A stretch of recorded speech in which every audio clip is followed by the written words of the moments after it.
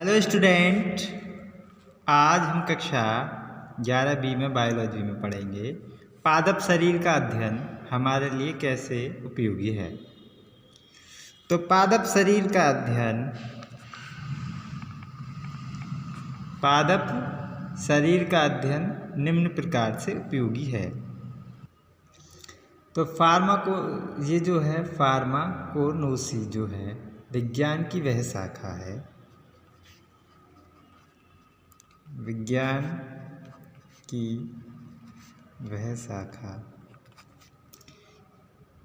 जो जिसके अंतर्गत औषधीय महत्व के पदार्थ के स्रोत, औषधीय महत्व के पदार्थीय स्रोत जैसे विशेषताओं और उनके उपयोग का अध्ययन किया जाता है।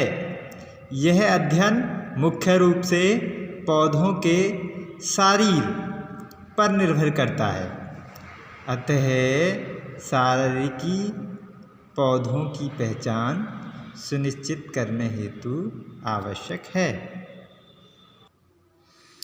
तो फार्माकोनोसी मतलब दवाइयों के रूप में, इसकी हेडिंग ये थी।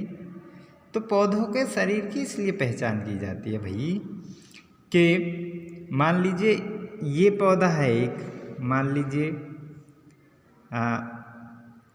भांग का पौधा है, उसको मसल के सूंघने से सर का दर्द बंद हो जाता है। तो उसकी पहचान जरूरी है ना, कौन सा पौधा है जिससे सिर का दर्द खत्म हो जाता है। ऐसा ना हो हम किसी और जहरीले पौधे को सूंघ लें और हमें कुछ हो जाए, तो उसकी पहचान जरूरी है ना। इसलिए जैसे भांग और बहुत सारे औषधीय पौधे होते हैं जिनकी पहचान हमें ज़रूरी है कि इसकी जड़ खाने से ये फ़ायदा होता है, इसके तना खाने से ये फ़ायदा होता है। तो इसलिए ज़रूरी है हमारे लिए पौधों की पहचान जो है, उनके शरीर का अध्ययन इसलिए उपयोगी होता है क्योंकि दवाइयों के रूप में उसको पहचान कर ही उसे दवा के रूप में लिया जाता है। जैसे नीम के बहुत सारे औषधीय गुण हैं। अब जब नीम को नहीं पता हमें नीम कौन सा पौधा है और उसकी पत्तियां या फिर उसके तने से क्या फ़ायदा होता है, तो हम कैसे उसको पहचानेंगे, पौधे को, उसका यूज कैसे कर पाएंगे।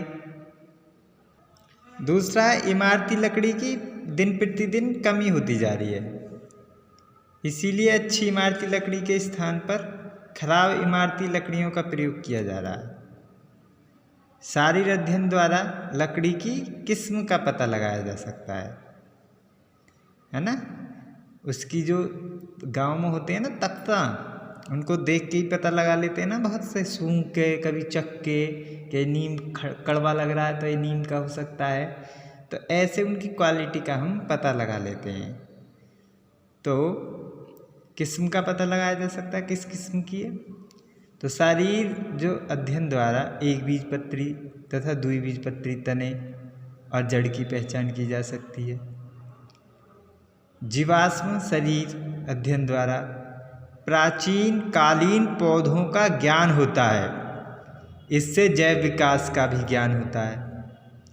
प्राचीन काल में जो पौधे थे वो कैसे थे और आज के कैसे हैं, और डेवलपमेंट कैसे हुआ, इससे आज के पौधे इतने अलग क्यों हैं, उससे क्या डेवलपमेंट हुए, क्या चेंजेस हुए, ये सब पता लगता है फॉसिल एनाटॉमी से या फिर जीवाश्म शरीर से।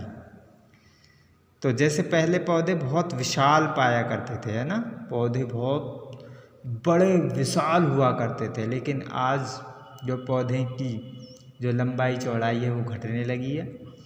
शायद ये हो सकता है एनवायरमेंटल चेंज के कारण हो रहा हो। तो हम पता लगा सकते हैं बहुत विशाल पौधा है कि बहुत पुराना पौधा होगा ये।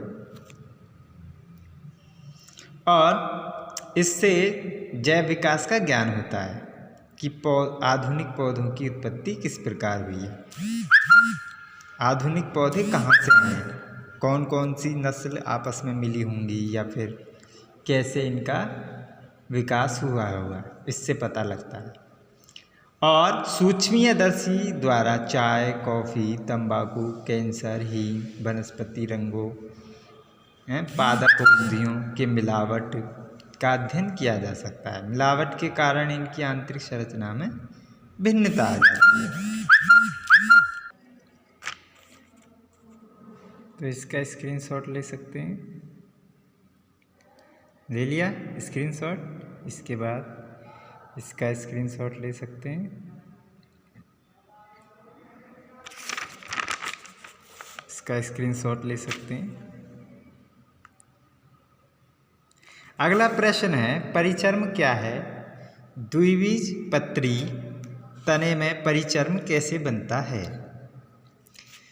तो कॉर्केधा, आप जानते हैं कॉर्केधा की कोशिका से परिचर्म का मतलब होता है पेरिडर्म। तो कॉर्केम्बियम जो होती है या फैलोजन, तो कॉर्केम्बियम की कोशिका से ही परिचर्म मतलब पेरिडर्म का निर्माण होता है। तो कॉर्केम्बियम जो है उसको फैलोजन भी कहते हैं।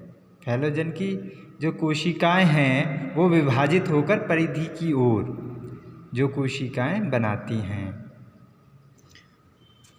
परिधि की ओर जो सेल्स बनाती हैं वो सुवेरियन युक्त सेल्स होती हैं।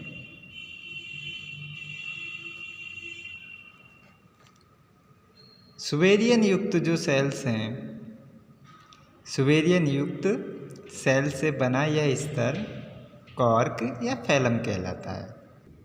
कॉर्केम्बियम से भीतर की ओर जो बनने वाली मृद्युतिकीय सेल्स हैं वो फैलोडर्म बनाती हैं। अब फैलम, कॉर्केम्बियम तथा फैलोडर्म मिलकर, ये तीनों मिलकर क्या बना लेंगी? पेरिडर्म का निर्माण कर लेती हैं। इसको मैं चित्र के माध्यम से पहले भी समझा चुका हूँ। तो इसका स्क्रीनशॉट ले सकते हैं।